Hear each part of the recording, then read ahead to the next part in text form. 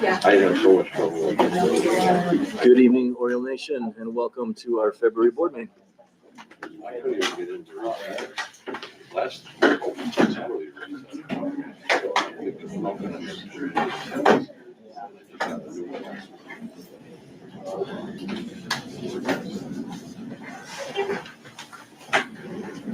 All right, we're good there, as long as everybody else is good.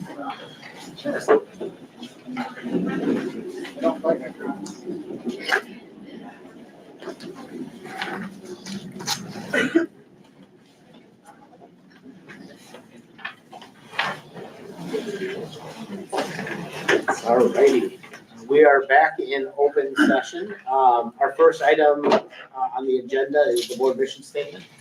So the board mission statement is we will develop policy as representative of our community, set goals, and lead our district by collaborating. And those are built on 3 beliefs: stand up and own it, we are one, courage to grow.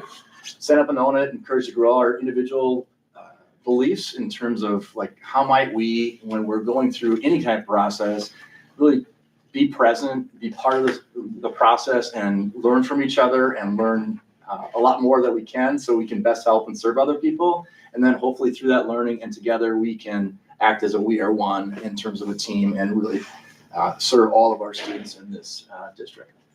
All right, thank you. Next item is our consent agenda. We have 2 items on the consent agenda this time: our treasurer's report, which is found in our packet. Also, adoption of meeting minutes from our January 27th, 2026 Board of Education meeting. So I'll look for a motion to approve our consent agenda for this month. So moved. I'll second. Okay, when you're ready, Rick. Hunter, yes. Gillings. Yes. Hawk, Yes. Mappy, yes. Geckerman. Yes.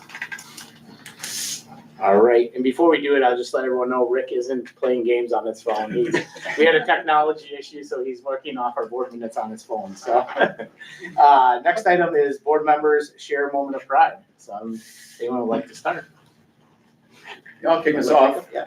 I think since the last meeting, we had the freshman flight night. So I hadn't had an opportunity to attend those in previous years when my kids were going into that, but I went this time and I thought it was really nice because it gave you a really good rundown of, you know, the different classes and courses that we offer.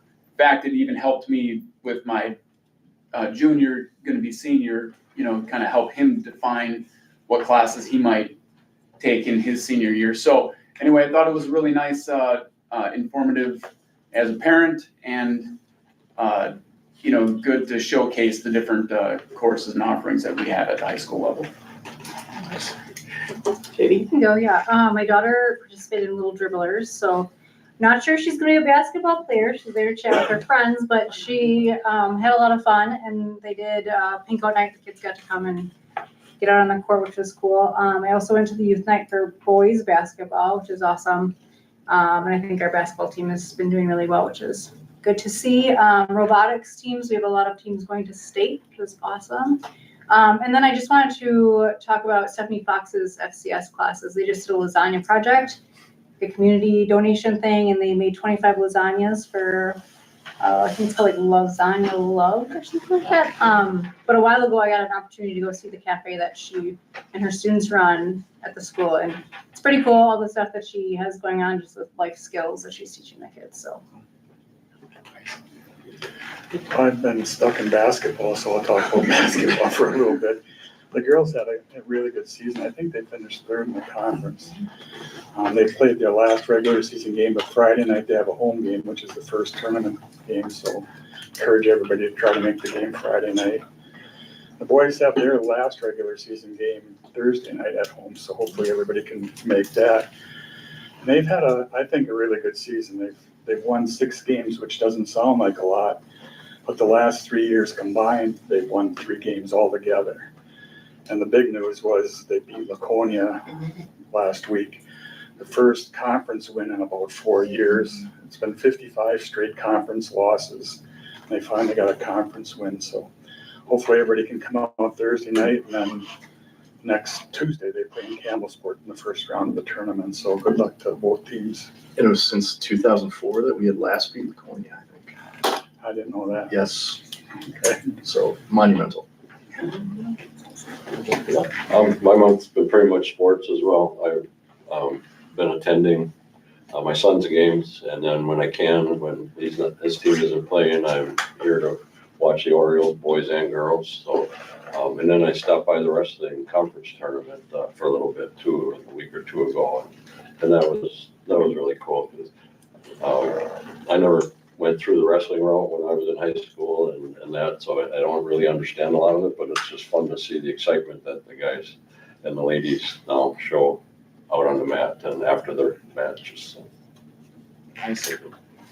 Yeah, a couple repeats I had, but one other one was forensics. I know that's hot and heavy right now, so I think the sub-district was recently, if not, or is coming up. So best of luck on their journey. And then Coach Ibarra, I want to give some recognition to. I think there's 3 of him because he's everywhere. So just I appreciate his support with our kids. And we were in the gym and he had conferences, and his conferences were held in the weight room, which I loved because that's kind of where he feels most comfortable. So just really lucky to have him in part of our district. So.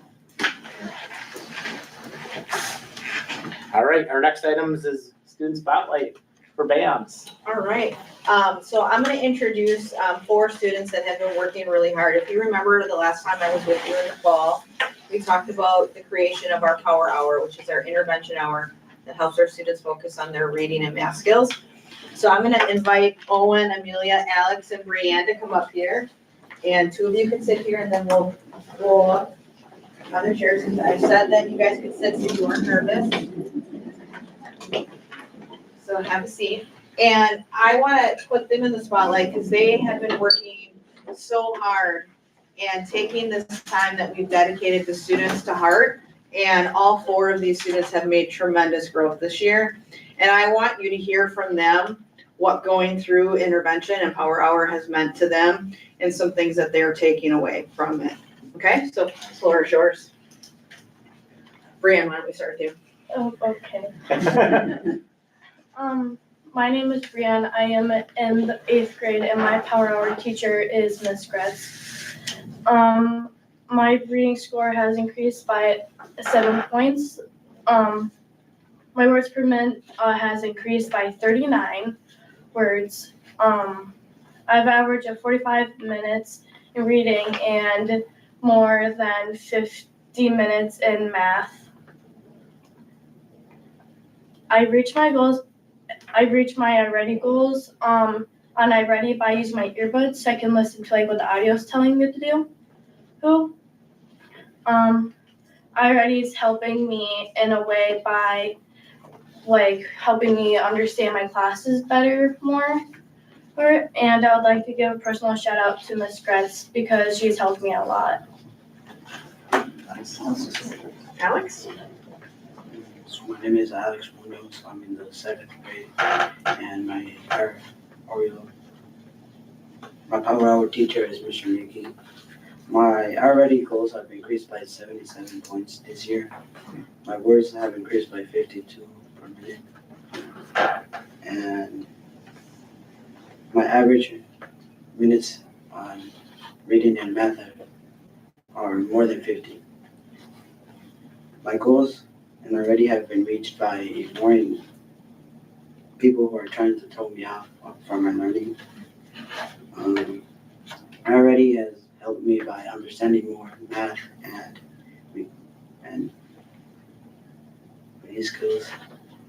I would like to give a personal shout out to Mr. Smith for teaching me about fractions and making math easy. Owen? My name is Owen Shoki. I am in the 6th grade, and my Power Hour teacher is Mr. Score. My iReady score has increased by 60 points this year. My words per minute have got increased by 38. I have an average around 50 in reading and math 45 each week. I reach my goal in iReady by motivating myself iLearning is helping me as a student by getting my skills better. I like to give out a personal shout out to Ms. Weber for helping me with my work and keeping me on task. My name is Amelia. I am in the 6th grade and my Power Hour teacher is Mr. Flanagan. My iReady reading score has increased by 69 points this year. My words per minute has increased by 27 words. I have an average of 47 minutes in reading and more than 50 minutes in math each week. I reach my goals in iReady by trying instead of just guessing the answer. iReady is helping me as a student by increasing my grade in other classes.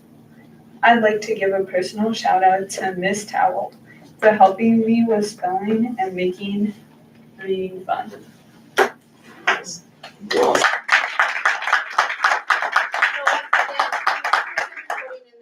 Like our goal is to reach 45 minutes in reading and 45 minutes in math, and oftentimes these students are going above and beyond that. And these students are the reasons why we're doing this work, and it's proven. You could hear by their monumental achievements and increasing their points. I mean, there's tremendous growth here in these 4 individuals, and that's just a small sampling of what we've been able to do at FAMS this year. So once again, a round of applause for our 3 students.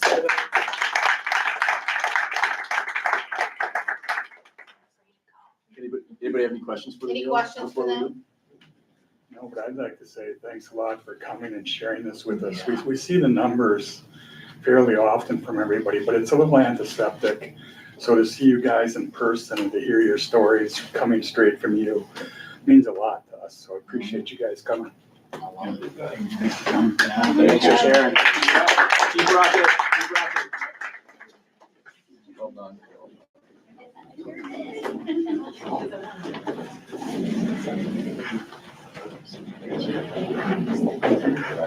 Thank you.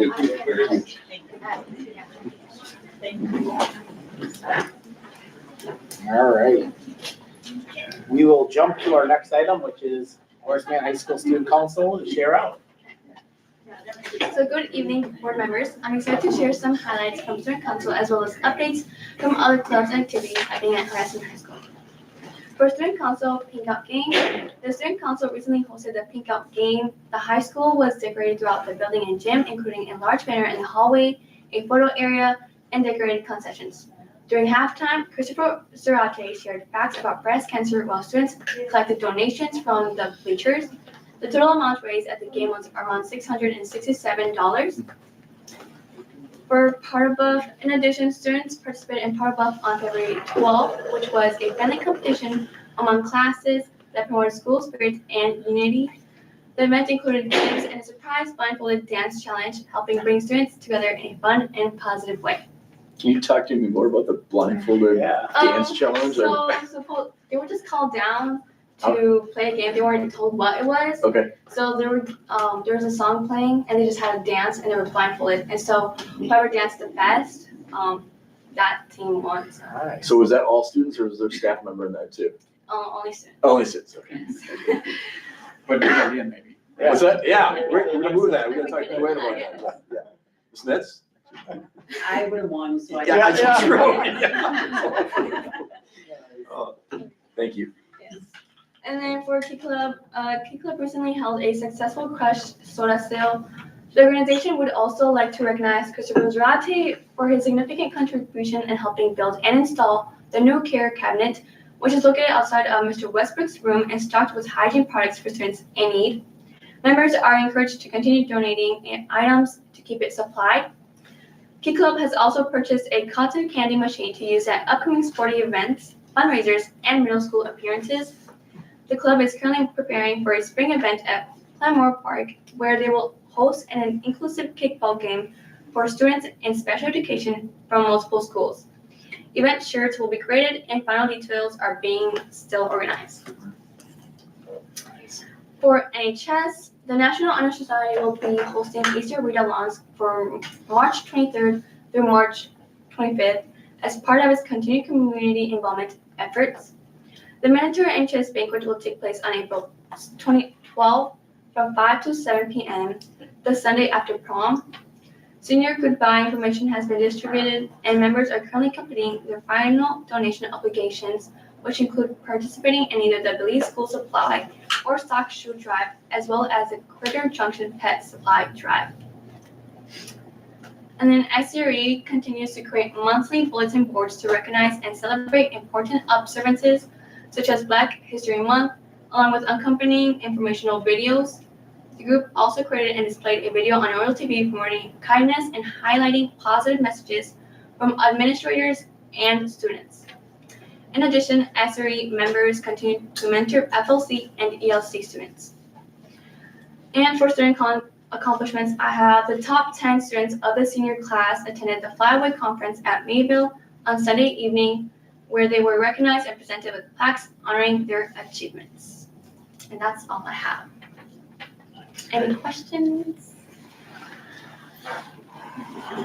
Busy times, Yeah, right? busy. Thanks, Lindy. Appreciate it. Thank you. Thank you.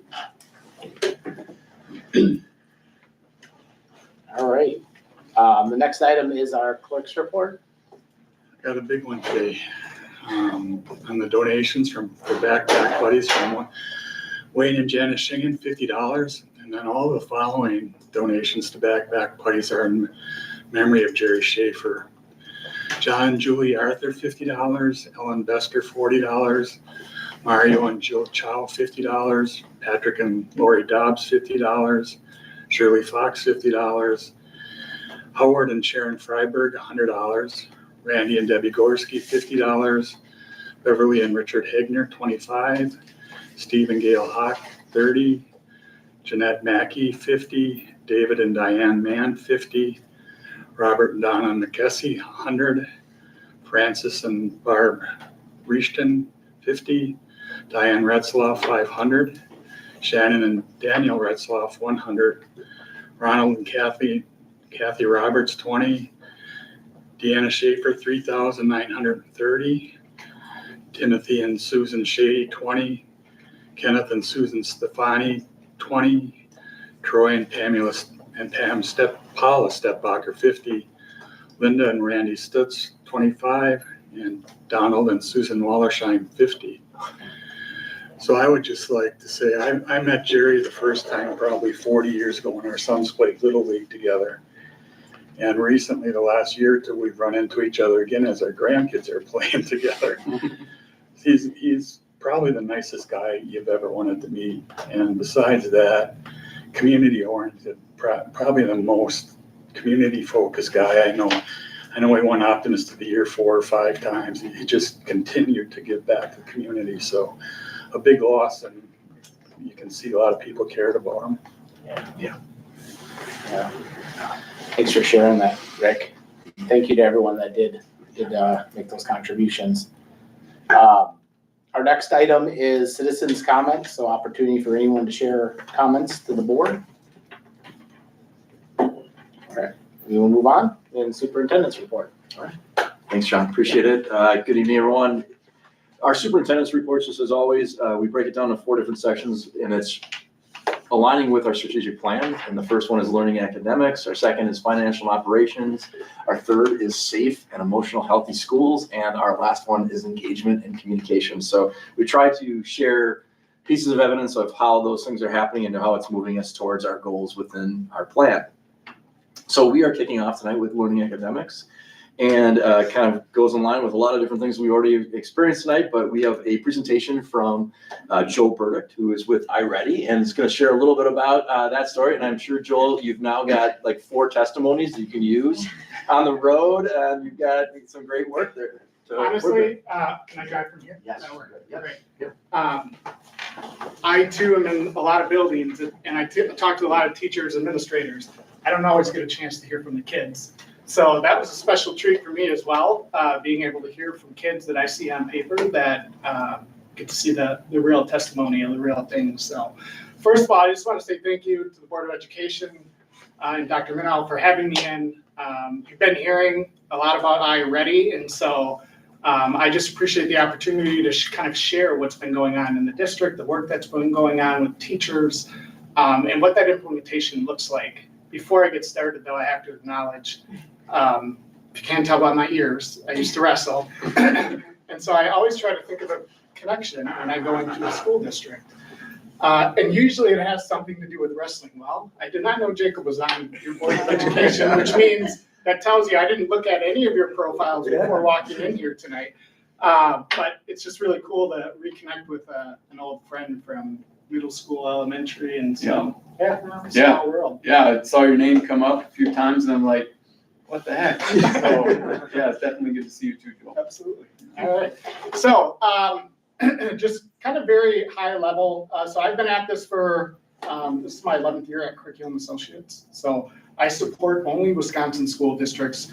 I'm part of a much larger team that supports the entire state, but I'm kind of the face of iReady as it pertains to meeting with districts and being available to do things like board meetings. So you might be asking the question, what is iReady? It means a lot of different things. And so I just want to level set on what it is the district is doing with iReady and the different components and how they tie together. So first of all, that top piece is called the iReady Assessment Suite. And we try to bridge assessment to instruction. And so last year, the district embarked and started using our online assessment platform. This year, they are also now utilizing that blue side of the cube, which is called iReady Online Instruction. So the way that works is students get assigned lessons based on their assessment results, okay?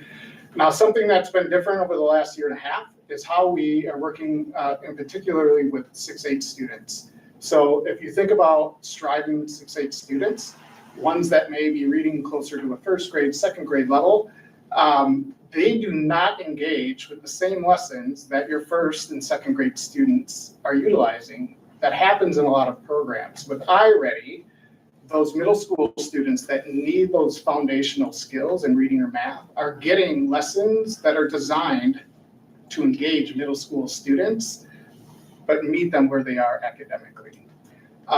So that's the first thing I just wanted to talk about in terms of the iReady online instruction and how it's serving students.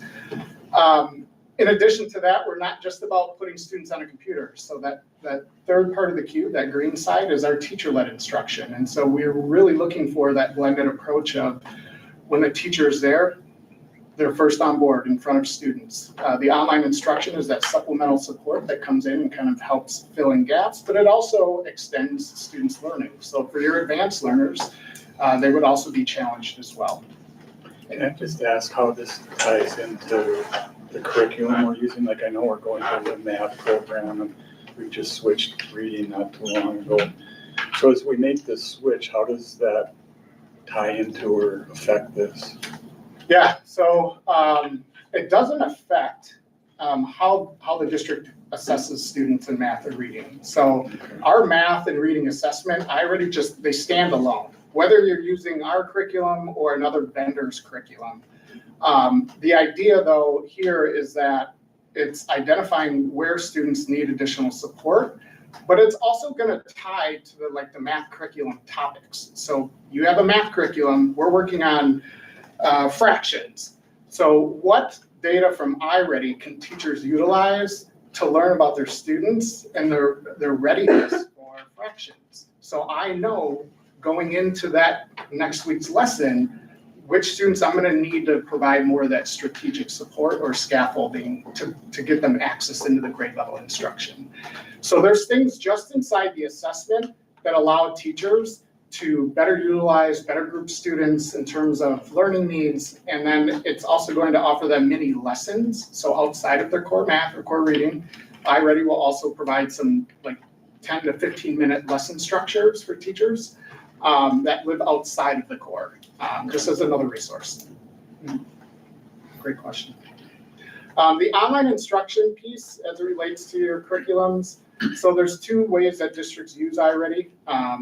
One is in more of a supplemental approach where the online instruction is going to be tailored to wherever the student is at, whether they're an 8th grader reading at a 2nd grade or an 8th grader reading at a 9th grade level.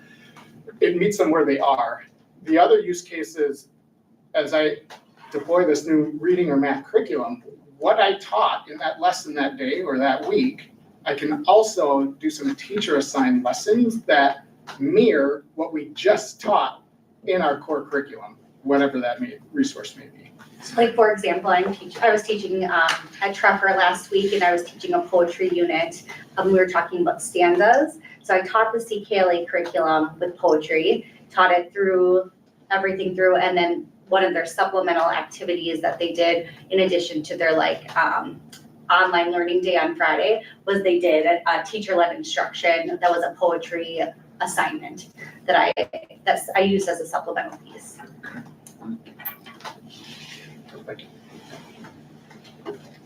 All right, so I'm here today to talk more about high-level data, like what we're seeing in the district, what we can be excited about. As with all data, it's one piece, right? There's other data points that you look at as a district.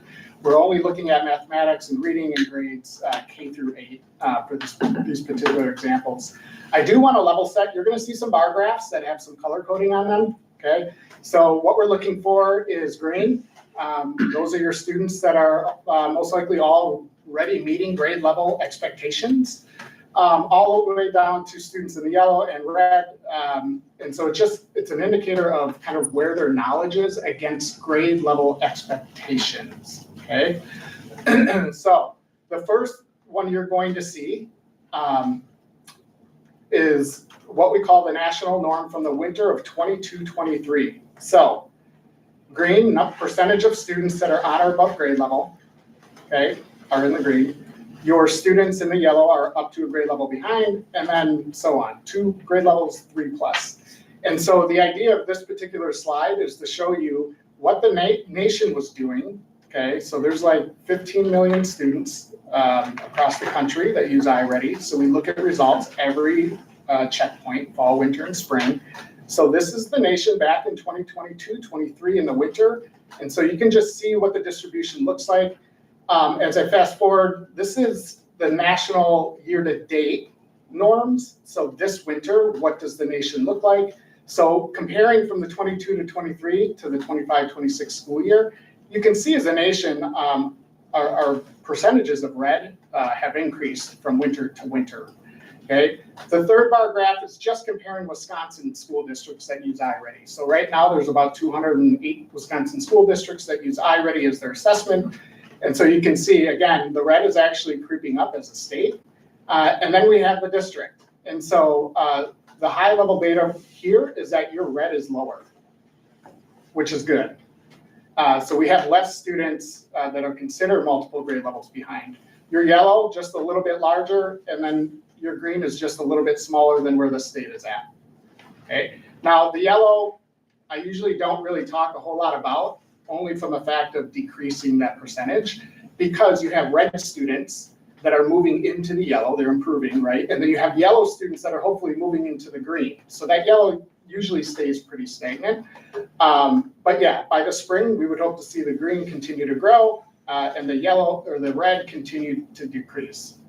So right now, we've only really been looking at achievement results, okay? The exciting part is actually more on the growth side. But here's the district. So this is just North Fond du Lac. These were your color distributions in the fall. These are your color distributions in the winter, okay? So good growth on both sides of that. Again, I talked about the yellow usually staying pretty stagnant because you have kids moving in and out of that yellow category between testing marks. So that's just looking at the district from fall to winter, pretty good. Now, in order to get better achievement data, something has to come before that, and that's growth. So we have to see a lot of growth before achievement really starts to change.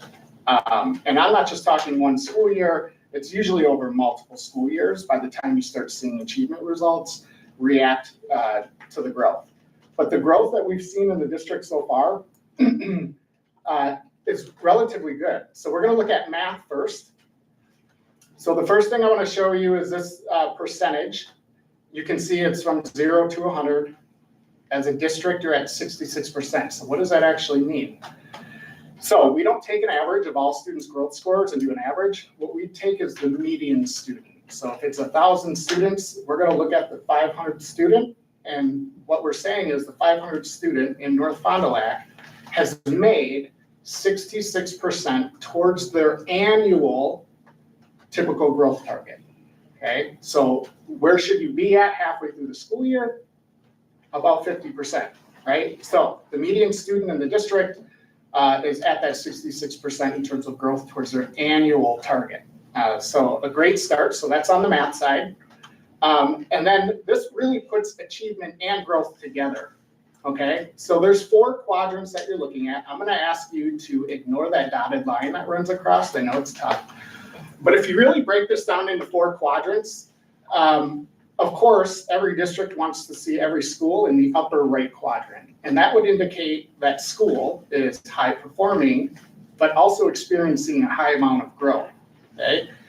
As opposed to the bottom left, below that 50 would indicate not only is the school perhaps low achieving, but they're also maybe not making the growth that we would want to see, okay?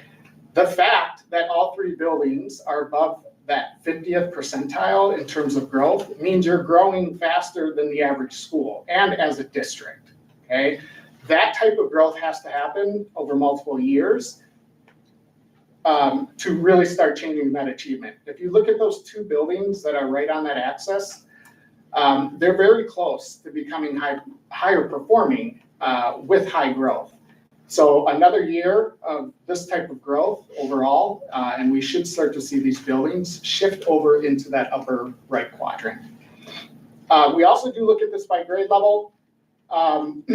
So again, just looking at that 50th as that marker, nearly every grade level is above that.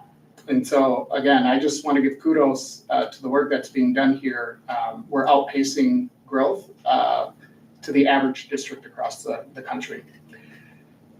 And reading even gets even better. So, but before I move on from that, this is just a highlight of a resource that, you know, districts spend money, and so we want to make sure resources are also being used. And so this indicates that the online instruction is at a very healthy level across all of the grade levels. Keep in mind, this is a pilot, okay? Schedules come into play. Where this fits in, whether it's a math block, a reading block during win time, all of that has to take into account when you look at the minutes of usage. And then the second metric I would point you to is the percentage right below that. So we look for time and we look for quality of work. The time, most of your grade levels are teetering right on that 30 minutes. A couple of grade levels are right in that good zone. But the percentage underneath that indicates the quality of the work that's being done. So we want to see a minimum of 70% of lessons being passed. As you can see, your kids are experiencing a much higher success rate. And so this is fantastic. This is just mathematics. We're going to quickly take a look at reading next. Again, these mean the same thing. So meeting grade level expectations. As I continue to scroll down, this was back in 22-23 winter. This was the nation. This is the nation year to date this winter. This is where we are as a state. And then again, as a district, your red is lower than both the national average and the state average. Your green in reading is actually higher than it is in math. And it's almost in line with the state and the national. So again, testament to moving these kids out of the red categories into the yellow and yellow into the green. As we look at just the distribution shift from fall to winter, again, you can see we've really decreased the number of red students, although there's still a lot of work to be done. But I also want to call out the number of green students, or the students that are placing in those green categories, I should say. And then as we look at growth for reading, remember, I think it was what, 67% in math? For reading, it's at 77%. So that's an annual goal, and halfway through the school year, we're at 77% of that annual target. As I continue to scroll down,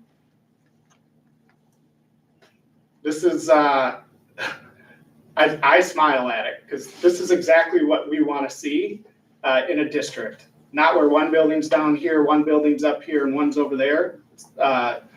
Systematically, they're all above the nation in terms of the rate of growth that they're making on the reading side. So then as we look at it by grade level, again, the 50th is that halfway point through the school year, and the fact that we have all grade levels above that 50th percentile, it's just, again, a testament, I think, to the hard work the teachers are putting in. And then in terms of the online instruction and the usage, we see even a more consistent usage on the reading side. And so I don't look at kindergarten and worry about that. I mean, there's a lot of screen time happening already. And so, again, just a really healthy implementation. We don't have schools using it for 2 hours, over the course of a week. Our recommendation is, 30 to 50 minutes a week of online instruction per subject. So they are doing a job of that. The last 2 slides I have for you, iReady does serve as a predictor to the forward test. So what you're looking at, blue represents percentages of proficiency, red non-proficient, and essentially what this chart is saying is if from that day they took this test in the winter, from that day forward, if students didn't make any additional growth by the time they took forward, that's what proficiency would look like. We know we know that's not true. There's still 3 months of school in between this test and when forward starts to happen. And so in the system, you can also look at, well, what if the students who are projected to hit their typical, which is average growth, if they reach their typical growth by the time the state test comes around, what does that do to proficiency? So it allows the administrators to kind of look ahead and really have some, what I would say, some meat behind what we set up as growth targets, and ambitious growth targets that are attainable but not out of reach. And it translates into real achievement data when students are hitting those targets. And then for reading, how are students projected to perform? Again, this is looking at it if they took it in the winter when they took forward. And then this is the projection if students just hit typical growth, what does that do to proficiency numbers? And you can see it drastically increases. And so that's why we set those targets. They're based on a lot of millions of students' data across the country. And so for that, I'm happy to answer any questions. Otherwise, that's my 30,000 flyby. Hopefully it was helpful. Is that an Oriole joke?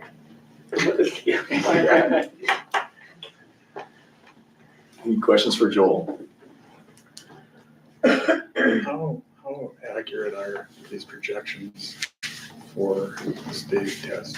Yeah, so I can have Dr. Minnow share our linking studies. So essentially what happens is we took the forward results by state ID and we matched them to our iReady students, right? And we looked at what the correlation was between where they were scoring in iReady and where they were scoring on the forward exam. And so they are given what's called a correlation coefficient. So anything above a 0.7 is considered to be an industry acceptable correlation between 2 tests. iReady, and it's a little bit different at every single grade level and time of year, so fall, winter, and spring. But all of the correlation coefficients are above a 0.85, and even some grade levels it's at a 0.9. So I would be excited at the end of the school year, when you get your forward results, we'll sit down and look at how well that prediction was working out based on winter data and even fall data. So, yeah, good question. Joel, can you speak a little bit to so it's new to us, right? Can you give us, is there a longer history behind, the programming that, and are we, based on that and what you see, are we on a good path? Yeah, so Curriculum Associates has been around, I believe, since the 80s, but it wasn't until 2011 when they started to kind of get into some of the digital aspects of education. So 2011, I came in 2015. So I've been here 11 years. And what I would say is iReady is by far the fastest growing assessment platform across the country. So we predict to reach 25 million students 2 years from today. I would say as a district, your growth is outpacing a lot of districts' growth around the area.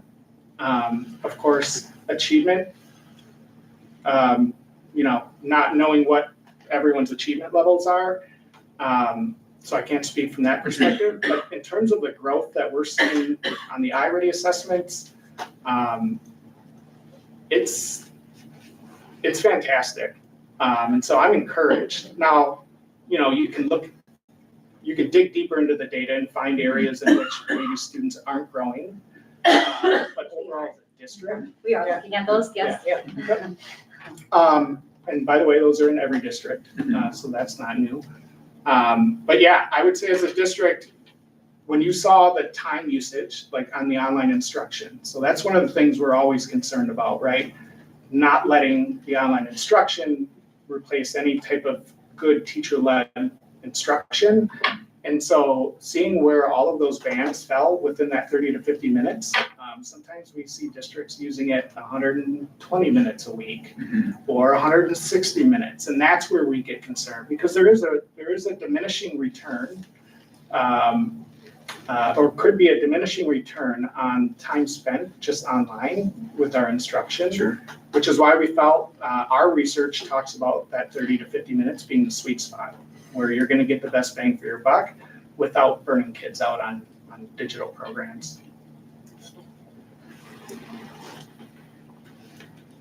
I think there's also obviously a lot more to it than that too, beyond the asynchronous learning. I mean, the amount of work these two people even in this room right now and three, it's the intervention part of it so beyond the computer. It's really diving deep, and you've heard that the last couple sessions that we've had with FLC and Treffer, like, hey, I've really seen the data and I'm using the data to change my practice within the classroom, or I'm using the data to instruct or reteach some of these things that my kids are not getting the first time around, which is so different conversation that I've ever heard in this district in terms of like the teachers and the educators owning it, because we're creating this culture of that learning, that systems of learning. And we've got the right people coaching up, helping, directing the programming to make it happen. Joel's been in a couple of times just to walk this with our middle schools and our elementary, and that's also just another thing that helps and assist along the way. But again, we've got some really good things going on behind the scenes that are also driving this work to have what happened with those kids today. Is there's so much more beyond the programming too, I would say. And so I want to make sure I leave here knowing that the perception is iReady is not like the silver ticket bullet to getting better achievement results. It's just one of those things that's been put into a process. And that's really a data-driven process by teachers to really try to lean on these results to help kids move forward in their learning. A lot of times districts give their assessments 3 times a year and it really just doesn't go anywhere. And so that's the culture that they're talking about that they've changed. Let's talk about the data. Let's talk about what this means and what we can do for their kids next. So, yeah.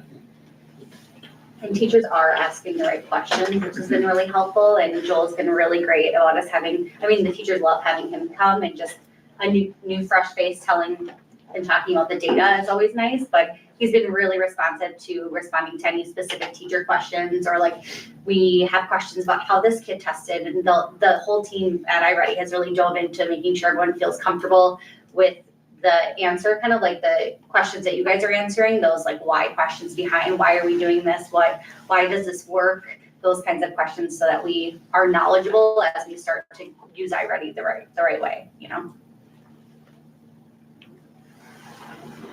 Any other questions for Joel? I just want to thank publicly Joel for his responsiveness to our district, and like, again, exactly what Kara's saying, if we need any assistance or help, it's with an email and a response really quickly, but also just it feels like we're being supported by some really great work and, you know, what he brings to our school district too. We're really thankful and grateful for as well. And thank you for being here tonight. Appreciate it. Yeah. Thanks. Safe drive. Thank you. All right, and then shifting right in alignment with this, we get to jump into the world of BAMs. Right. And I'm gonna turn this over to you, Jillian. And you can take that. John, was he a state champion in wrestling? Okay. Oh, look at this. Just for the record. It was in my bracket my senior year. Jen, do you want to come up and sit up here too? You should. You're part of this team. Let's go.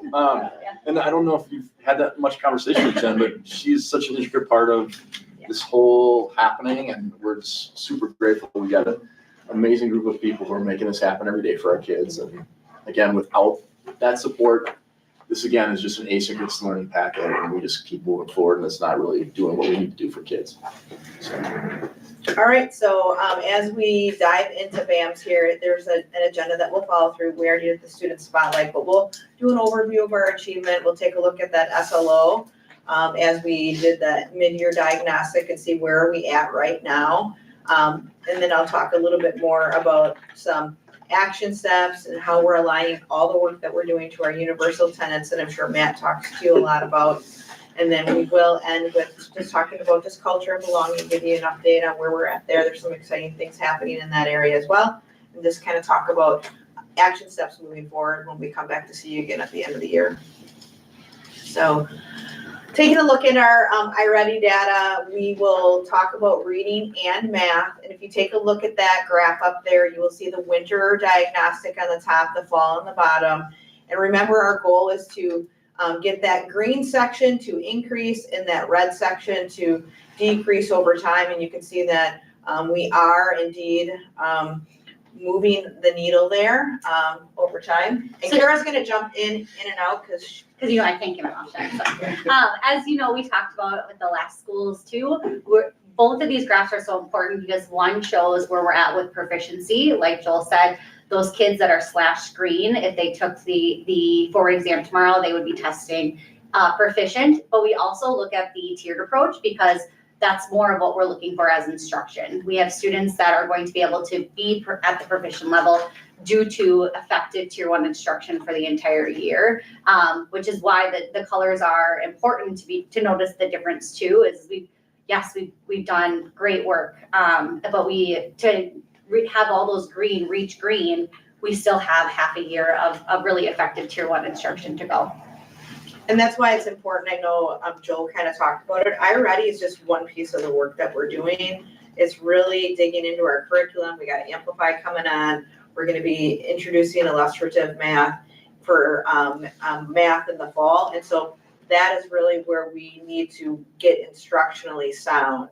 And iReady is just going to be a tool that we use to diagnose where our kids are at and better inform where some of the gaps are of our students so that we can better meet their needs moving forward.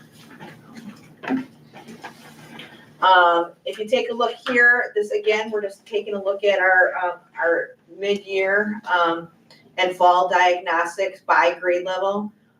You can see, we're 6th grade has really shown tremendous growth this year so far. We are taking a really close look at what is 6th grade doing with their power hour that might be slightly different than how 7th or 8th grade are doing, to see if that is something that, if it proves to be working by the end of the year, do we want to replicate that in previous years? So we are taking a look at that very closely. There's a lot to look at too. Every group of kids is going to be different from year to year. And sorry, I'll run in quick. Can you go back? I can't. Can you go back? Sorry. So at the top there with the typical growth. So as you can see, we as a school are very one side or the other. And this is why CT time is so important, because our teachers are diving into those students who are not making growth and diagnosing what that might be. If it's a effort, is it scaffolds that are needed? That's the CT time where we're diving into that, kids that are below those typical growths. But overall, Great. Yep, and I'll talk a little bit more about our CT time and what we've been doing to revamp that mid-year to get more focused conversation around the data. So more to come on that in just a little bit. So if you recall back from the fall when we introduced our SLO at the beginning of the year, we wanted by the end of this year to have 45% of our students be proficient on the iReady diagnostic. So at the beginning of the year, we were at 23%, and right now we are at 32%. So we've made some pretty significant gains already. And that you gotta remember, we didn't launch this until second quarter. So this really is only 1 quarter's worth of effort and work into it. So I'm encouraged to see as we continue to keep the pedal to the floor and pushing through the doldrums of winter that we can get through third quarter. And we are pushing back our forward testing date as late as possible to hopefully reap the benefits of students having that additional instructional time and time within the iReady pathway. And as we've reiterated many times, our amplified curriculum is just as important as the work we're using with iReady. All of those curriculums have gone through some great informational text units that definitely lends themselves to the growth that we're seeing in our students across the informational text band as well.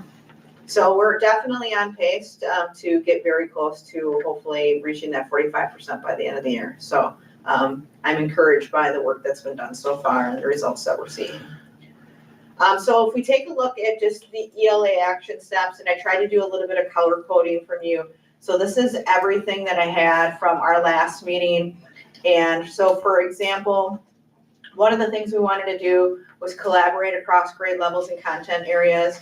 We have a team time in place. That is an area that we want to maybe work on building some structure within that, but they do have a common time in each grade level to meet and talk about kids and the data every day.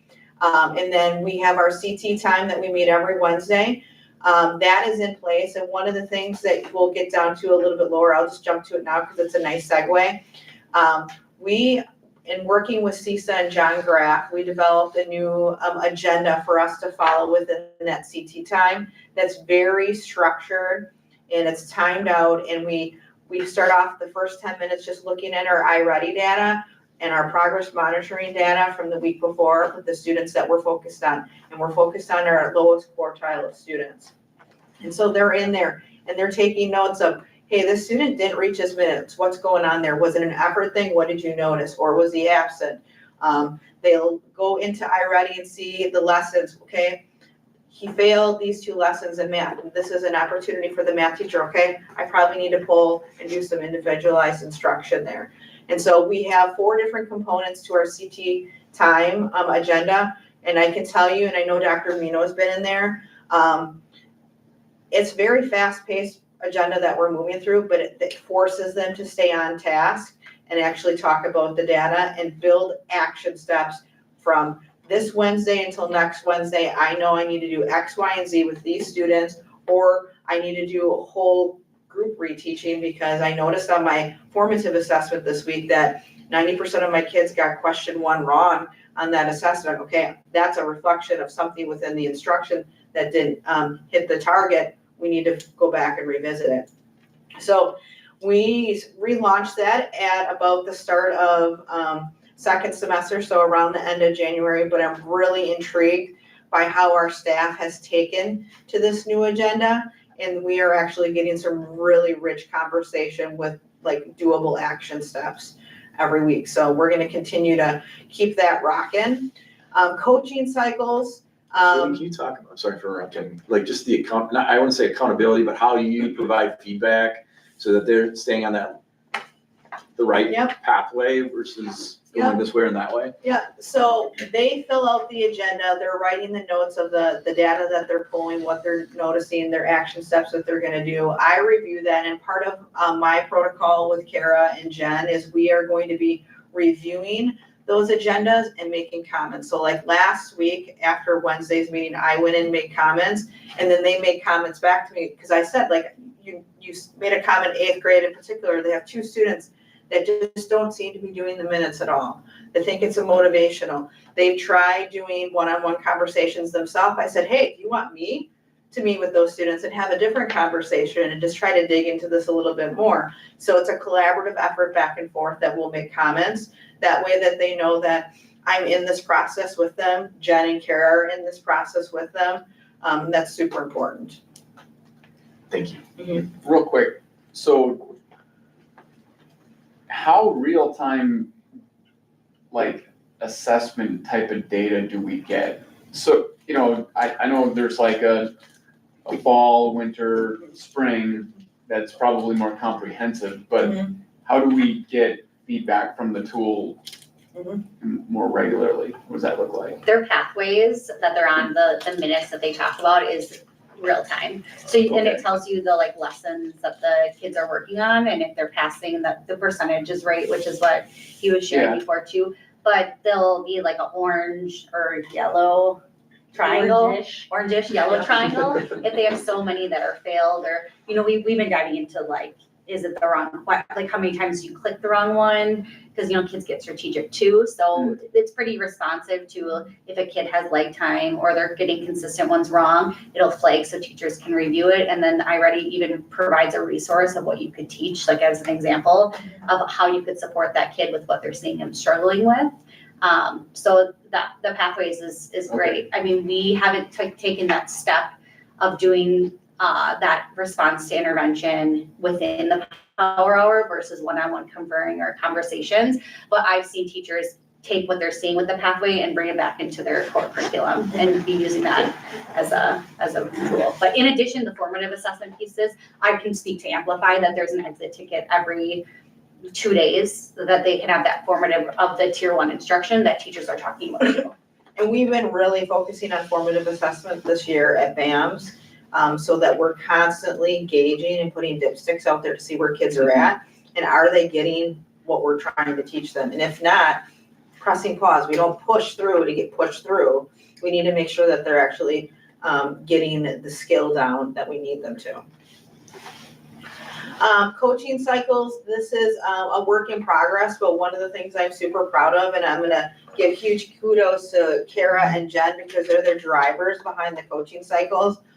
They have been going through and doing a full coaching cycle with each of our ELA teachers. They're on to seventh grade right now. And we have been learning a lot. It's really important for me that when they go in, teachers know that this is a collaboration of them three and not me coming in as an evaluator. I really want this an opportunity to learn and grow and try new things and be comfortable and not be worried about what I'm gonna say from an evaluation lens. I go in and do my own observations. But I do get caught up to speed every week when I meet with these two to see what's happening. And we're noticing some definite areas that we need to work on. But again, this is a new tool. And unless you have partners that come in and provide you feedback, you don't even know sometimes what you don't know. And so this has been an awesome learning opportunity for all involved.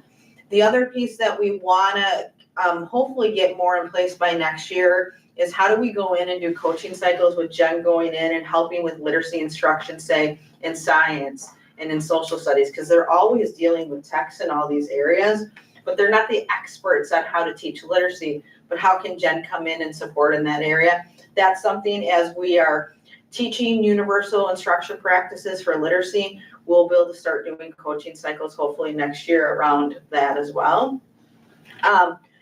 We want to build professional development focused on universal best practices. We've been derailed a couple times due to bad weather. Like every time I have Jen scheduled, December's was canceled and then January. And then I thought it was going to be last month. I'm like, if this gets canceled again, there's like an omen out there that we're not supposed to do this practice. And then we had a fire drill. And then we had a fire drill. Oh my gosh, it was, yeah. But we do want to build that strategic plan so that we know specifically what we're going to be doing, not just right now, next month, but forecasting. We know that these are solid instructional practices we want all educators to have, regardless of what content area, and build out that 3-year plan so that we can make some informative decisions in terms of how we are planning for those PD opportunities. I already talked about CT time, and then the development of our intervention system. Power Hour is in place. And right now, iReady is the big focus. we have that in place. One of the stuff in orange there are things that we added to our action steps. Jen and Kara take the lead on doing yeah. There's a lot that we've Yeah, done. they have done a lot. They do data digs every 4 weeks where they're going in and they're looking at every student. And when we talked about the students that aren't showing any growth, we're having conversations like, what is going on here? What do we need to do differently? Do we need to pull them into an intervention group? And we're really starting to dabble into the interventions, which is super exciting. A lot of work needs to be done there, but I think for the first time, like our students in our ML population, they're actually getting reading instruction, which is phenomenal. And again, it's without them, without them driving that, this would be an impossible thing just to do as a building leader alone. You need people by your side that are in there helping look at that data and figure out what are the tools that we need to use, and then getting teachers trained up to run those interventions. So kudos to them. And I would say we've been able to find so many students that we can celebrate that we can do because of those data digs. So as you heard from some of the students here, some have excelled in their growth in iReady when they took the diagnostic. Some have maybe not excelled so much, but excelled immensely in their words per minute, which is huge as a reader. So we've been able to look at progress monitoring data and iReady data, the diagnostic data, to be able to see where our students are testing and what growth they're making and what our next steps are. We're always triaging data. If we don't feel like something is right, we have additional diagnostics that we can go in one-on-one and ask kids specifically too. So we're always trying to find that hole to fill, as we've talked about many times. Across K-12, we're looking for the holes, and we're bringing our shovels, man. It is more like a backhoe sometimes, but Yeah. we're getting there. I want to say it's really important to understand too, a diagnostic might have 100 steps in it, right? 100 different skills. And we might be doing an intervention with a group of kiddos who on this one skill, when they take that diagnostic, you're not going to see a huge jump because it's still all 100 of those things are in that diagnostic. But then when you look at that progress monitoring, that can really drive your instruction. And we have the steps of that progress monitoring. So when they hit the threshold, we're now going to move them to the next step. But then they take that diagnostic, and we were kind of, when they took it, we were like, oh no. But of course, they're not going to go over the whole thing. And so it's always important to think of those little steps that we're working on in interventions that might not show up on the diagnostic. So that's why these kids made such huge growth on the diagnostic. Shows that we just had to fill in a couple holes within that continuum for them to jump. So that's cool too. One of our biggest challenges we've had this year, and we've recognized this out of the gate, is when we created Power Hour, the only hour it made sense was when this was, used to be WIN at BAMS back in the day. And then at the start of the year, we created a rotation because WIN was kind of a circus in the past because there was no tool in place. There was no resources for teachers to implement anything meaningful. They didn't know what to do, and they weren't provided any guidance on that. And so once we got iReady, we're like, oh, we have the resource now that can really drive, individualized instruction, interventions, all that kind of stuff. But this is also the same time when students that opt to take band and choir go to band and choir. And so then they miss out on that. And so we have been working diligently. And I gotta kudos to the BAM staff because they're trying to problem solve. They realize, hey, we have this group of students. We're not seeing the gains because they're not in Power Hour. Like some of them still do minutes on their own because they want to and they know everyone else is doing it. Sometimes teachers will say, hey, we finished class early. Why don't you go ahead, do an extra 5 minutes of iReady if you're in band and choir because you have the time. Grade levels are trying to problem solve and figure out how do we capture those students like during Oriole time or in other times. We're hopeful that next year in our master schedule, we will be able to create a system where we won't have to worry about how we're going to capture all BAM students. So that's really important to know because we know that that's an area that we're struggling in, but we are slowly starting to figure out how to capture those kids. And we are progress monitoring any student in the school that's below the 25th percentile, whether they are choir, band, or not. Jen runs around with her little binder and she does some great progress monitoring to make sure that we're still capturing data on them. And like Jillian said, we're creating a plan to be able to support making sure that our students who are showing struggles in reading are still getting time for that minutes. And how many students altogether are with progress monitoring? What's the total? A lot. I thought it was 96. Yeah. It was 70, I think it was 76 first semester, and we are up to 96 Yeah. students, yeah. And so that's always adjusting depending on what the data is. And, you know, I give our staff a lot of credit. A lot of them went outside of their comfort zone this year to learn progress monitoring. You know, we have science teachers and social studies teachers doing it, math teachers where you ask them to do a reading progress monitoring tool, there's like, oh my God, you just asked them to go through a haunted house, right? But Jen and Kara have gone in and trained these teachers so that now they're like, oh, this really only takes a minute and it's not that bad, I can do it. Anyone could do it.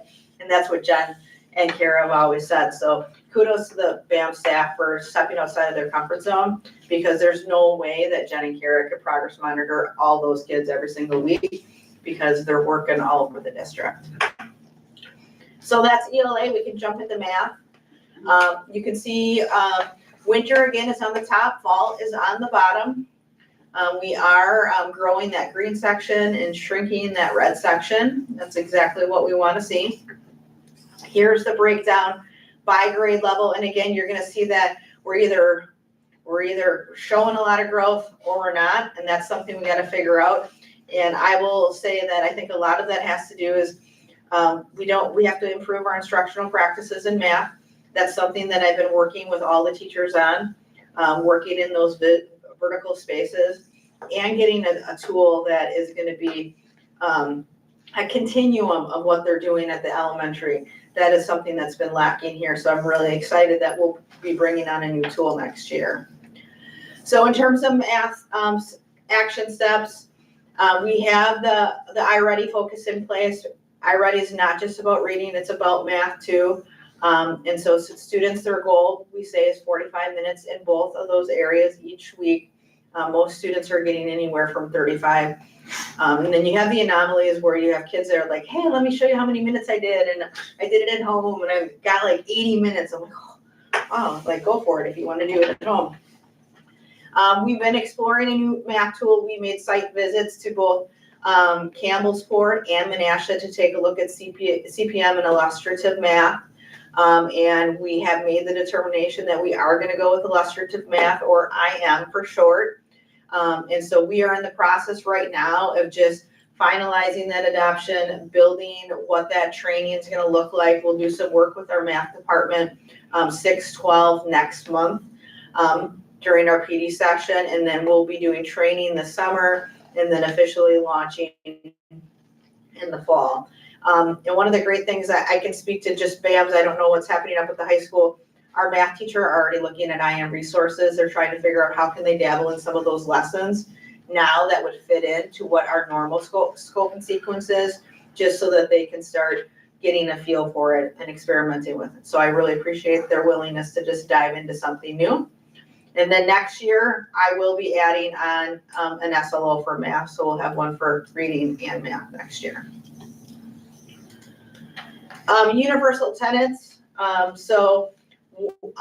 Two big areas that we're taking a look at for BAMS is evidence of high impact instructional strategies. So when Jen's coming in and teaching us a literacy strategy, my expectation is that everyone's trying it, from our health teachers to science, social studies.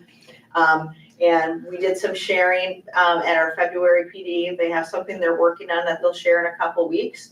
And I think that because Jen comes in, she does an amazing job of modeling it in a friendly way where it's a safe environment, and they're like, oh, well, I could do this in my class too. And it's just a matter of them creating something within their content area, whether it's working on vocabulary or something else. So it's great stuff.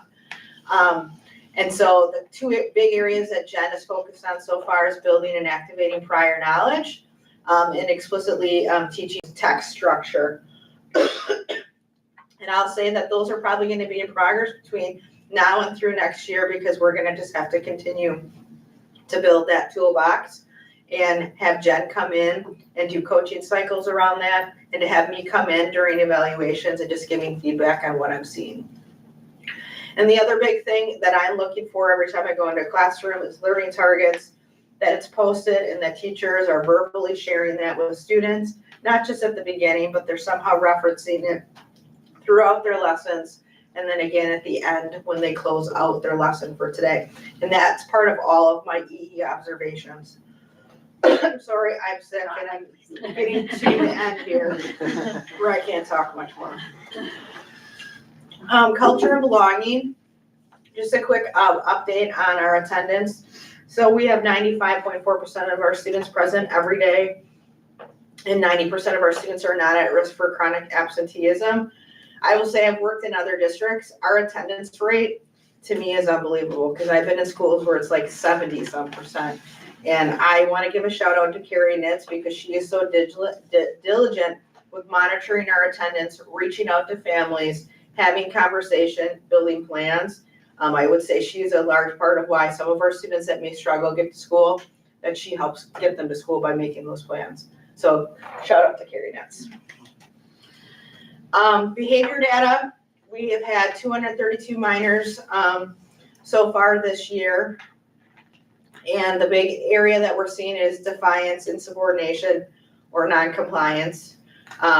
We have 86 majors up to this point. That is an uptick from last year at this time. I will say, I think that what I attribute to that increase is, for the first time, I think Carrie and I are in tandem, and we are holding kids accountable for things that they probably haven't been in the past.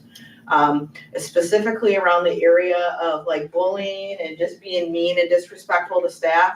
I mean, we are sending some pretty stiff signals to our student body that type of behavior is just not acceptable. We should be all kind and inclusive at our school. So that, I mean, I don't know, Carrie, if you have anything to say about that. I feel like we're probably holding kids more accountable for that than we ever have before. Yeah, and actually following the behavior matrix that we have in place so that it is consistent across the board with those consequences that students are facing when they engage in some of those behaviors. Some of the other things like I'd like to talk about when it comes to behavior is, what's interesting is, like you see up here, the majority of our behaviors are around defiance and non-compliance. And again, the majority of them are in the classroom. But on the flip side, when we did our Next Path survey in the fall, 90% of our students are around there said that they were able to control their emotions or remain calm when they need to, or that they don't struggle with emotions. There's 2 questions on there. And so I think part of what we have to do moving forward is having students understand what those emotions are, right? And what it means to control those emotions, because they think they're doing a great job, and not that they're not, but the behaviors aren't showing that either. And so just a couple weeks ago, we just implemented an actual SEL curriculum at BAMS that is kind of geared towards those emotional regulation and what those emotions look like, kind of where those emotions come from in your brain and things like that. And so we hope that our data after that will start to show that they can recognize what emotional regulation means and how that looks to behavior-wise. It's a good segue. So, I have just a question. Yep. So on the majors, excuse me, where there's 86 of them, about how many kids are that? Is there a lot of repeats in there? So overall, when it comes to all the behaviors, it's about 30% of our student population that have some sort of behavior-related issue. Is that majors and minors? Majors and minors all together. When it comes to the majors, it makes up 54 students. So there's some repeats in there that we see. So what happens when a kid repeats? I mean, does it, I don't want to say penalty, or the consequences more severe if they keep doing this stuff? Sure, yep, they tend to, will increase the consequence according to what our matrix, says. And some of these students who we have seen repeatedly, so more than 2 times, at that point, then we're also inviting the family in to come in and try to problem solve together on how we can best support the student to be successful in school. And then having team meetings with the staff too. I don't know if you know, but would it be one grade more than the rest? Yeah, so interestingly, as we see the brain development over time, we see that with behaviors also. Our 6th graders have the most behavior-related incidents, then 7th grade with the next lowest, and then 8th grade with lower. And then we tend to see that moving along in the high school too. And we have shared the behavior data. We've done a couple updates with each grade level where Carrie puts together a presentation. And we share that to be transparent with each grade level. Here's what your data looks like compared to the rest of the school. And that's important that we do that with students. Thanks. So as Carrie had mentioned, one of the things that we're noticing as we dig into these behaviors, that there is a definite need for some education around some certain behaviors and how to manage and regulate emotions. And so we have been working closely with Kurt Wismer, who has developed a GRIT SEL program. It's a character education program essentially, and it has brain-based tools and helps students work on seeing who they are, focuses on building leadership skills, real habit wiring. So even if you started doing something that's not the best habit, I was in there doing a lesson with the grade level today. It's like rewiring. Like if you're always talking negatively, how can you rewire your brain to look at things differently and say, rather than say, I can't do that math, I can't do that yet.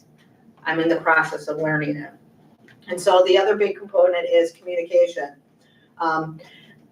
I think in the past, the district had utilized 7 mindsets. I've experienced with that in other districts. That eventually just wears itself out. It's like kind of repetitive. What I like about this, and I know we're only in the first stages of implementation, but having read through the scope and sequence and looking at lessons, this is some really great stuff where it's fresh every year. It's not going to feel like, oh, we did this last year. There's going to be a different twist. And we're really fortunate enough that Kurt developed this as part of his side hustle, and he's allowing us to use that information and teach our kids here. In fact, this Wednesday, I think it's WBAY is going to be here interviewing Kurt and some of our students about what they're doing, because we also do a 7th grade grit class that's separate from the SEL, which we run during our Oriole time on Mondays. We are seeing some great stuff happening with kids. I'm really excited. And Carrie, I'm going to have her share a little bit about it because she works with Kurt on collecting the data. If we're going to do something, we want to know, is it being effective? Is it actually showing growth in our students? And so Carrie is part of the data team with Grit SEL and with the Grit courses up at the high school and at the middle school. She can speak to what it is she's looking at in terms of seeing, is this being effective? So especially with the Grit Spark, which is the leadership kind of program that 7th graders are going through, what I did for first semester was compared the students who went through that with the entire student body of BAMs and how they compared with their behaviors, with their attendance. And then they did a pre and post survey. So it was a self-identifying survey, but about what their growth in their mindset was. And we saw an increase in all areas. So they had better attendance, better behavior, and then we saw an increase in their growth mindset as well. So it's really exciting. Again, we're in the early implementation. We just kicked this off the last couple of weeks. We're dabbling with it. We'll be doing it now in between the end of the year. But next year, we'll be able to actually start from day one and go through the entire scope and sequence for the year. And I think that's when we're really going to be able to start looking at that data to determine if it's being successful or not. I will let you know when that news clip is going to be on WBAY. I'll share that out with you. because I don't know if it's gonna be on Wednesday night right away or not, or if it'll be for a future broadcast. But I'll let you know. I know Kurt is really excited to showcase the work that he's doing with kids and to get some kids on camera too. All right, looking ahead. So we want to finish the year strong with Power Hour. We have the forward exam coming up. We are going to do it April 14th and 15th. Strategically putting it towards the end of the exam window because we want to be able to get as much instruction in as possible. My big focus is figuring out how do we create buy-in with our students to give this their best shot and not just go through and click, because that's what we see a lot. And so And I think that our students have realized that because we've trialed with iReady in fall and mid-year, we know their potential. So now they've been kind of awakened of their own potential in it too. I know we saw that at the high school as well, where we had some students who maybe didn't perform on standardized tests, ended up taking the iReady and were at grade level. So it's like now we can put that confidence in students that they can do this, that they are showing the skills, they have the skills, that hopefully we can have more of that buy-in for board exam as well. And I think for the students at Bessie, they know that if they're not giving their all, someone's gonna follow up with them. Whether it's me or one of these two, someone's gonna follow up with them, and I think that has caught some students off the guard. It's like, whoa, you actually look at that stuff? Absolutely, because we want you to be successful. And we'll come every week until it is. So that'll be coming up, and then we wanna continue to delve into intervention options for our students because, you know, if we have solid instruction and we have iReady as a tool that can help fill some gaps, we still have some students that are significantly behind. You can see that in our data. Those that are 3 or more grade levels, they are gonna need more intensive support. And so we have to figure out how we do that. Now, some of our data that we've been doing interventions with, those students have grown tremendously. It takes people to do that. And people are in short supply. So that's one thing that I will task our administration about. We need to start looking at an interventionist, not just for reading, but for math as well. Because it's gonna take intense support to help those kids that are in the lowest part of our quartile and get them back up. Big thing at the end of the year, reflect on our gains made and what are our opportunities to grow for next year that will help build our action plan for moving forward. And building that strategic plan. Super excited about the work that the principal team is doing as we build that strategic plan around our PD for next year and for the years to come, so that we can forecast that to our staff so that they understand we do have a strategy in mind. And here's what the plan and the road pathway that we're gonna take together. Lastly, prepare for our math adoption. That's gonna get up on us really quickly. And then continue to analyze that SEL curriculum and plan for next year, and see that whole curriculum through from start to finish. Questions for me? That's a lot. Yeah, no, it is a lot, but it's a lot of good stuff too. Like this, I think it's always cool to hear from when we talked in the fall, to what we're seeing now, and then I just appreciate you, Jillian, always giving credit to everyone that's supporting it too. Yeah. So I think that's important that we have a lot of folks that are going after the same goal, which Yeah, it takes a helps a village. ton. Yeah. I feel like I'm just the conductor at times and everyone else is doing all the work, but I really could not do my job in the literacy world without these two. It would be impossible to take it on. The creation of Kara's role was monumental for this district to get us on path to where we need to be. And she's doing an amazing job. And we just need to get Jen some more intervention support. We're working on it. That's it, broke down twice. Good start. Maybe one more quick. Yeah, good start. Next year, we'll be talking about math intervention. So, No, I appreciate you saying that, Matt. And we've talked in the past, but I think we should make it part of these presentations where you tell us what you need from us and what we can do to better support you. I appreciate you bringing that up and pushing us to make sure we're supporting you correctly. and I do think Matt and I have talked about, there's gonna have to be creativity in how we do that sometimes, whether it's adding on, we need a little bit more of a math teacher at the high school, so can we hire someone that can teach some math and also do an intervention role for us? I think in the world that we live in with finances, we're gonna have to be creative and out of the box thinkers on there. It's hard to have a full-time interventionist. That's just the reality of the situation. So I would love to, if you guys can find the money, great, but I'm not gonna be greedy. I would take someone even a couple hours a day versus not having anyone at all, because it's impossible for Jen. She tries to do way more than she can. And so we have to sometimes put her in check, but she knows that there's a need and it's not gonna be filled unless we find ways to reach kids with an intervention. And the work that Jen's doing with all of the data tracking is going to set us up for such success next year with whatever we can provide as support, because we know exactly what the student needs for an intervention. We know what works and what doesn't work and can hit the ground running day one, so.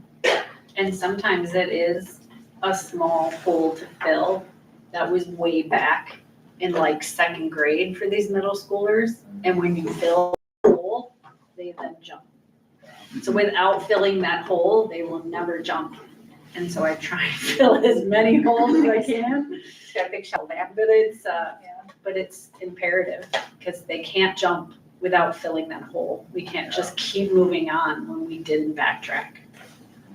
I'd like to add that, you know, I've been around, as you know, for a long time, and I don't think there's ever really been a time when we weren't trying to do stuff to improve our results and our kids. But what I've been amazed by in this last year or two is the depth of what you folks are doing and the tools that have been developed and that we're using to just drill down to these individual, you know, items that you're making sure they know and move on. And just said I was gonna mention that about not just keep moving through, and when you're done, we'll see and hope that everything goes well. You're trying to make sure that everything is met along the way, so very impressive.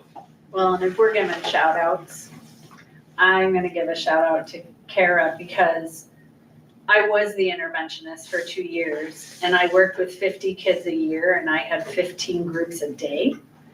And those scores over time have remained high. So that's all I knew were the interventions.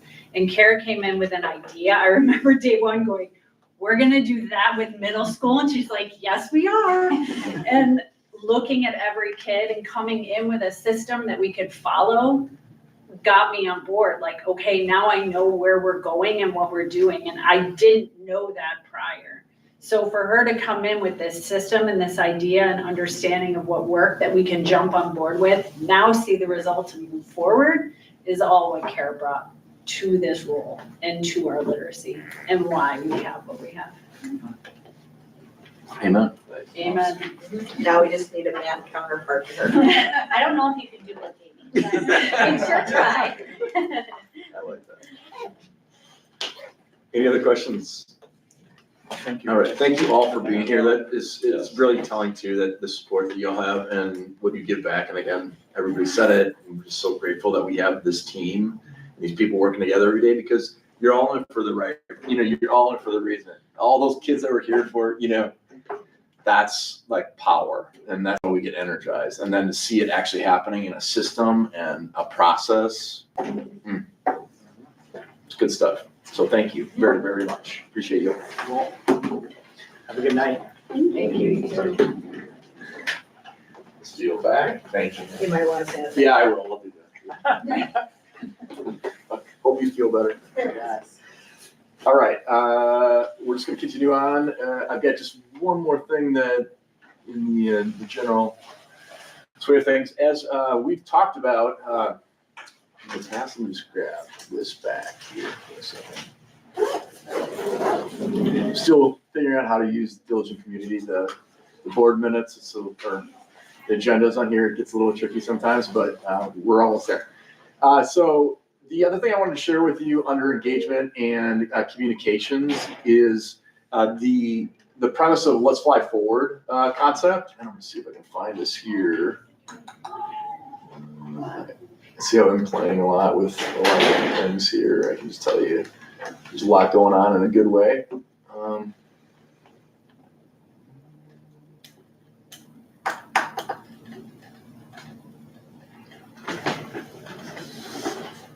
Just gotta go up here, let's just type it in. So tomorrow night, and I believe Katie is gonna be represented for the board, we have a design team meeting, and from that, we are determining what's going to be going on at the Let's Fly Forward Summit. And hopefully I can get, maybe not. Let's try this. Okay, here we go. You may or may not have seen this, but this is just kind of an excerpt of what this is all about. But tomorrow night, we've got about 11 people coming together. We've got small business, big business. We've got some of our representatives within the area in terms of from the village itself. And then we've got teachers, we've got administrators, we've got non-teachers, we've got board members, we've got a slew of about 12 people coming in. Mike Slowinski is going to be facilitating the process tomorrow night. And tomorrow night's really, kind of get to know each other, but also start the planning process for the summits in May. There's a pretty good template already. It's more talking through with people, like, how does this look? How do you think? What do you think about this? Do we need to tweak this, that, or the other? But the bigger thing is really starting to get the right people into those summits, like who makes up that 50 to 75 people. And that's where we're really calling upon the people for tomorrow night to talk about that. But this is something I'll play for them, and you can just kind of check it out. It's a little bit more about what's going on. We are honoring our story, understanding our present, and building excellence together as the school district of North Fond du Lac. Our mission is to create a place of excellence where individuals want to be. The summit is about co-owning our future, not just attending a meeting. We are gathering the community now because the landscape is changing, and maintaining the past is not enough. We must leverage our strong traditions and supportive families to move forward. This is a 3-day collaborative working experience focused on shared learning, honest conversation, and contribution. It is a working summit focused on clarity and partnership. This summit is not a lecture or a complaint session. It is a shared learning experience and a structured opportunity to prioritize what matters most. The path we will travel together involves honoring our story, understanding our present with real data, and designing our future by raising the bar for students and families. We build excellence by moving to co-owning success. This involves grounding in reality, lifting strengths, naming challenges, and identifying partnerships. The summit will be facilitated with care and structure by Mike Slowinski, with the goal of ensuring balanced, inclusive, and outcome-focused conversations. To ensure the summit reflects the community's values and voice, we are forming a design team. This team will shape the structure, flow, and focus of the May sessions. Community voices at the design table include representatives from large and small business, alumni, and local government, bringing various perspectives to the process.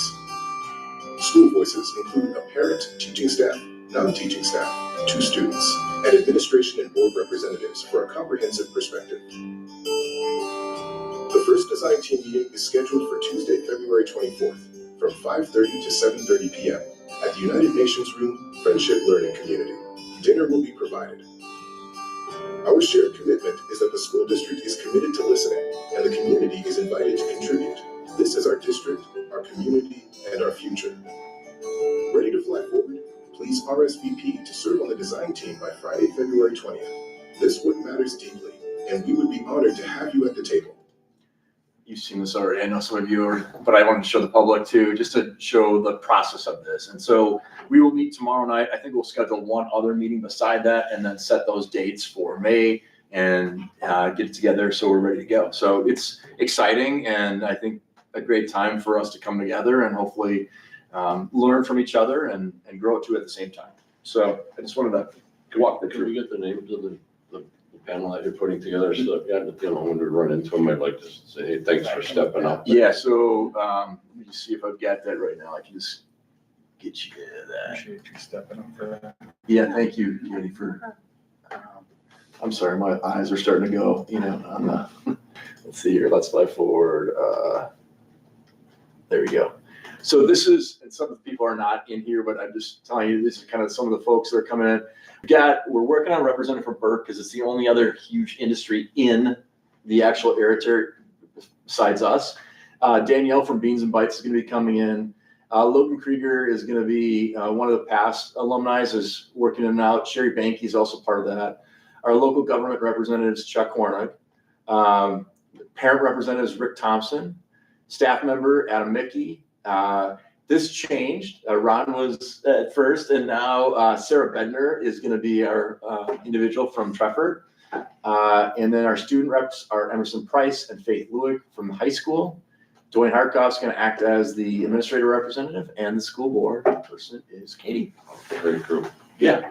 So that's the start and kickoff tomorrow. We'll keep you posted on like minutes and what happens there, just to keep it. It's very transparent. We're not trying to hide anything. It's just building what we can build for May. So, any questions about that?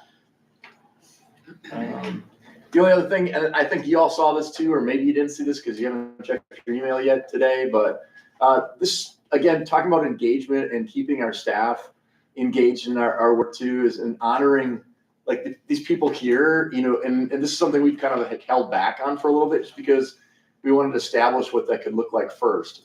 So we're creating a staff awards this year for the first time. We hadn't been doing that in the past other than honoring our retirees, but we wanted to base upon our belief systems and our cultural playbook, and then also honor some community members within it as well. So this is just a general overview of what this is. I'll just play it quickly. You probably saw it today, but it's just, again, a great way to recognize the many great people who are making this. Let's Fly, the NFDL Staff Awards, honoring the culture we build together. The Oriole Awards reinforce our culture, not just rewarding results. We are shifting from a trophy to a storytelling mindset. It's about celebrating individuals who consistently manage their, quote, 20 square feet. These awards are anchored in Standard 6, professionalism. They track directly to the distinguished criteria in our cultural playbook and honor who we are becoming across the 3 core district beliefs. These are the 2026 awards. The Stand Up and Own It Award recognizes quiet leaders who do the next right thing. Winning behaviors include high engagement, reflection, ownership, and measurable impact on student outcomes or team effectiveness. The We Are One Award is for bridge builders and culture anchors. Distinguished criteria include leading cross-team collaboration, using inclusive language, advocating for the unseen, and active mentorship. The Courage to Grow Award celebrates learn-it-alls who choose growth over comfort. Distinguished behaviors include modeling vulnerability, actively soliciting and applying feedback, leading with innovation, and supporting peers through coaching or mentoring. The Rising Oriole Award values who you are becoming, not just what you produce. It targets a first-year educator who embodies all 3 core beliefs: stand up, we are one, and courage. They help shape the direction of the flock. The Oriole Champion Award targets a friend of education or community partner. A champion mindset asks, how can I help? Mentoring students, partnering with schools, and modeling integrity without formal obligation are key. Our beliefs are anchored in professionalism, tying directly to established standards for ethics, collaboration, relationships, learning, and goals. Nominations are tied to distinguished level behaviors in these rubrics. Step 1 of the nomination process is the draft, a short digital form. Remember the golden rule: quality is better than quantity. Any staff member can nominate someone. Step 2 is show, don't just tell, the game tape. You must provide 2 specific examples. Describe the situation, explain the impact, and show sustained behavior. Give us the story, not just the adjectives. Steps 3 and 4 are fair play, handled by the officials, committee review. The process is anonymous, and decisions are based on alignment to belief criteria and sustained impact. Give us the story, not just the adjectives. The reward experience includes a formal award, a custom-written narrative drawn from the nomination, and public recognition at the annual Oriole Award celebration. The goal is to make behaviors worth repeating visible to everyone. What story will you tell? Review the distinguished rubrics, observe your 20 square feet, and submit a nomination to lift someone up. If you live our beliefs, someone will notice, even when you're not looking. Let's fly.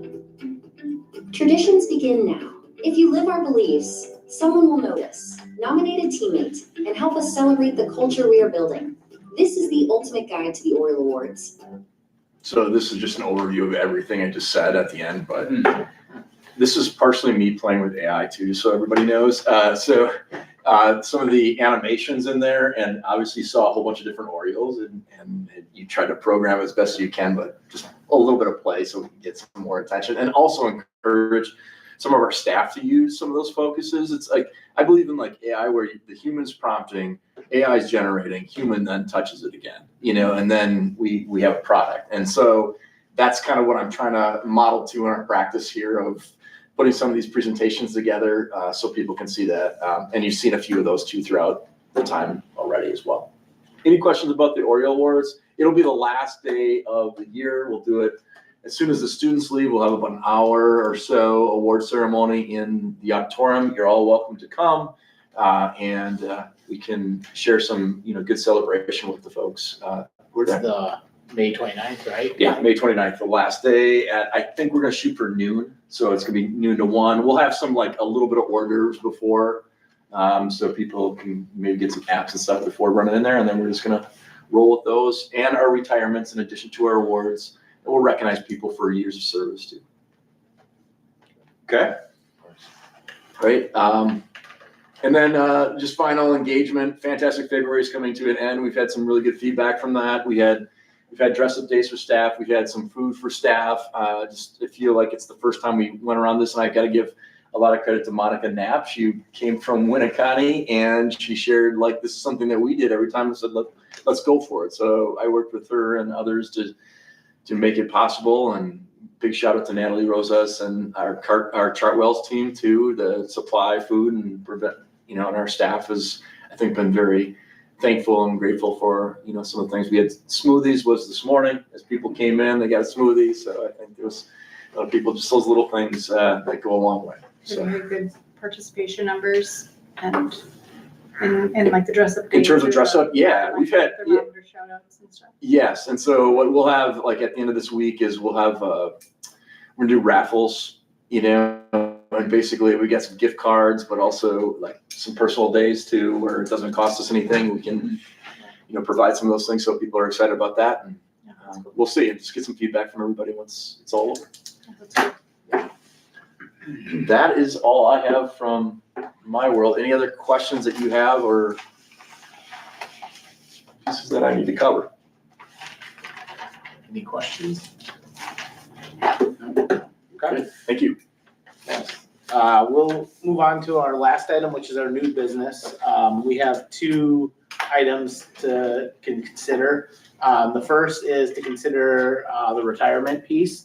So that 'tis that time of year coming to the end of the school year. And first off, we appreciate our educators that are going to retire, giving ample time for the district to find their replacements. That's how much they care, I think, about the kids and the staff and the rest of the district. So we do have 2 retirements coming up at the end of this year. First is Tim Williams. Tim currently is at Treffert Way supporting the 7th and 8th graders. And then second, we have Amy Coe, who's with our Horseman High School team. So both just abundance of tenure within the district and just support of our kids. So I personally want to wish them best of luck on the next chapter. And I don't know if there's anyone else that wanted to share any words about it. No, they've been around a while and have proven that they're excellent teachers, and they'll be missed. So. Absolutely. So we will look for a motion to approve both of those retirements planned for end of this fiscal or end of this school year. I'll make the motion and add with regrets. Okay, thank you, Steve. Second. Okay. And Rick, when you are ready. Hawk, Yes. Humpner, Yes. Skellings, Yes. Beckerman, Yes. Mappy, yes. Thank you. And our following item is consider approval of, we have 1 resignation from Treffert Way, Zoe Schuenman. So looking for a motion to approve that resignation. I'll make the motion. I'll second. When you're ready, Rick? Mappy, yes. Skellings, Yes. Hawk, Yes. Humpner, Yes. Beckerman. Yes. All right, that is the end of our meeting. So we will adjourn as of 7:48 PM. So thank you, everyone. Thank you, everyone, for joining in. Have a great evening.